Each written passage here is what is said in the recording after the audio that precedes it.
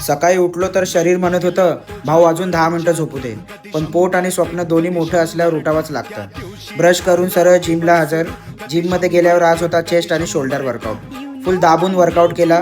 घरी आलो, मम्मीने डीमार्टमधून रॅशन आणलेलं. ले भाई, आज तर कोबीचे पराठे होते नाश्त्याला.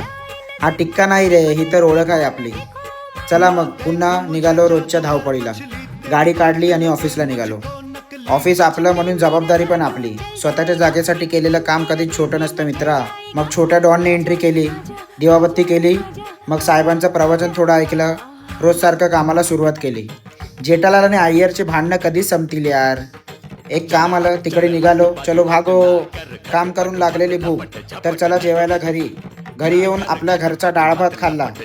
जेवून होने के बाद परत एक काम आया. काम करून मेडिकलमध्ये गेलो. येऊन आपल्या लिओ भाईला भेटलो, नंतर कालूला भेटलो. सर्वांना भेटून शेवटी घरी आलो. घर म्हणजे शेवटी मनाला मिळणारा आराम. फ्रेश होऊन जेवलो, झोपलो. तर चला भेटूया पुढच्या व्हिडिओमध्ये. व्हिडिओला लाईक, सबस्क्राईब आणि शेअर करायचं विसरू नका.